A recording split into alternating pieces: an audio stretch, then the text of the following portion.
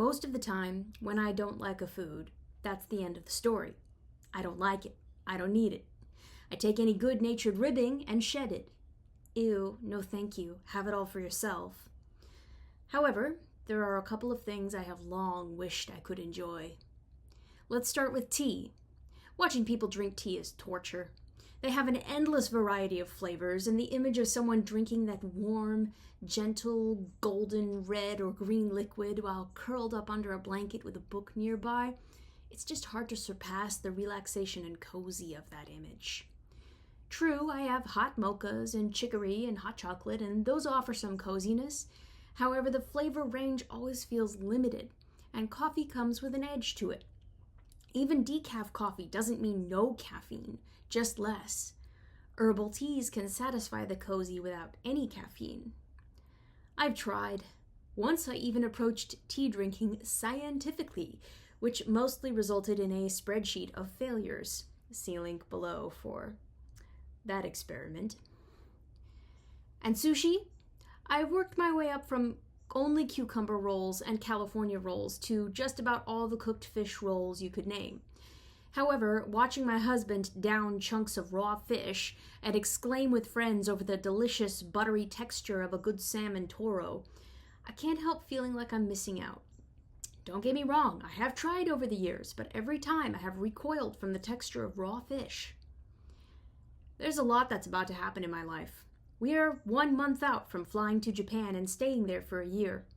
And it may be silly, it may be trite, but I did say in my heart to God, it'd be really nice if I could enjoy raw sushi as my going away/arrival present. I may not have said, and tea, but I think I'd been saying it enough over the years because I was heard. God has given me what I'd call a regional shift gift before.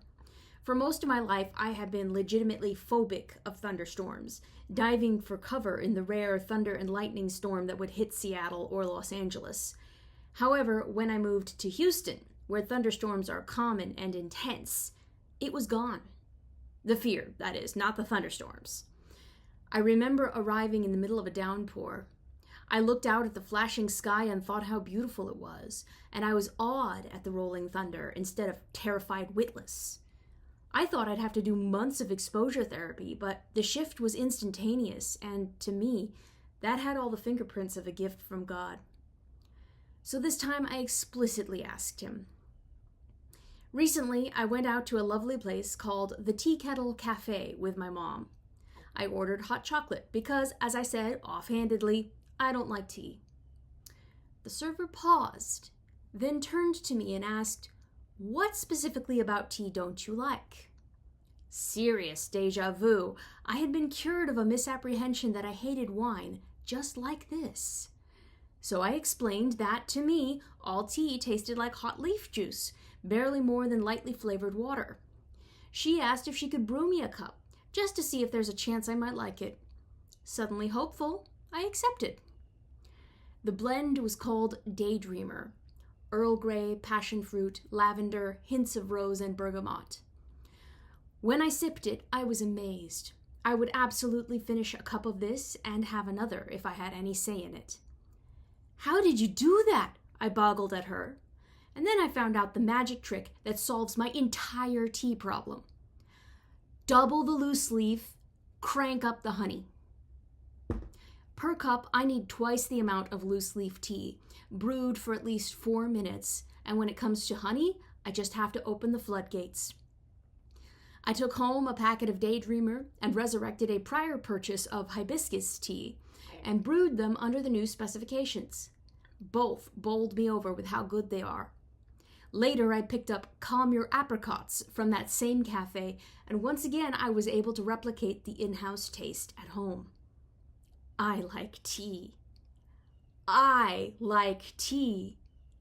I like tea.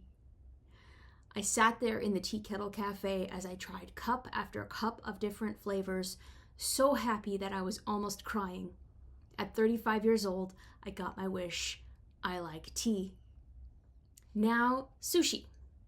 When I last went with Sergey to Japan in 2018, One of his great joys was sitting at small 8-seater sushi shops, where the chef behind the counter was clearly a lifelong master. Sergei would eat the chef's artfully prepared work and tell me afterward it was incomparable to anything he'd ever had in the US. The problem was, by and large, these particular places did not serve any cooked sushi. I would wander around outside, too anxious about taking up a seat as a non-paying person in a place that small. Everyone eating sushi looks so satisfied, I thought. Sergei talks about how great it is. Raw fish is supposed to be good for you. Why can't I get past it? I want to be able to sit with him in those small family shops, eating quality sushi from the masters who have done it their whole lives. Raw fish is such a big part of the food culture there, and I want to be a part of it. The first step was months ago. I tried Wagyu nigiri at Kura Revolving Sushi Bar. Since then, I have learned some locations do it better than others, but at the time I tried this barely seared piece of beef. It melted across my tongue. The next several times I went, I would watch out for the Wagyu and see if it was good that day or at that location. I learned to taste the difference in flavor and texture and to have a preference about it. Then I started trying the seared salmons, with mayo, with cream cheese, etc. They were mostly cooked with only a little bit of raw to them, and they weren't half bad. Lox is way less cooked than this, and I love lox, I told myself. The next step was seared garlic skipjack tuna and seared salmon toro. Only the edges were seared and the center was raw, and oh yes, the garlic flavor, the buttery, chewy textures. Suddenly, I understood when people told me how there's a different bite to the different kinds of fish. It feels different between the teeth and over the tongue, from tuna to salmon. And finally, garlic ponzu salmon. It was completely raw with only ponzu sauce and green onions on top. It was glorious. I sat with my eyes closed, savoring, as my friend exclaimed and pointed at my bliss face. I like sushi. I like raw sushi. Not all raw sushi. Right now, the nigiris without sauce or garlic don't really do anything for me. But even then, I am no longer revolted by the texture. I hear angry questions in my head crowding around my claim that this was a gift from God. How do you know it wasn't just you adjusting your taste? Timing's awfully funny. It's not impossible that it was just me, but as I see it, it's just as likely he led me to the right lady who knew what I needed to like tea and helped me shift just enough to adapt to the sushi around this time. Why this? Why you? Why this pointless thing when there is, fill in extreme suffering, here? An old, bitter comedy song about thanking God for healed cataracts when there are children starving in Africa comes to mind. I don't have answers for all of it. I do know that giving me sushi and tea does not diminish his ability to give good gifts to other people. It is not a zero-sum game, where gifts to me diminish some limited pile. His attention isn't so consumed by me that he forgets someone else who is suffering a great deal. That's how we limited humans work, but not him. I know that he loves me. Like me specifically and in particular, with my wants and desires and foibles that need work. He doesn't give me everything I ask for, but I have seen him give me many small good gifts that bring me delight. And now I get to go to Japan, the land of tea and raw fish, able to enjoy tea and raw fish, and it makes me want to dance.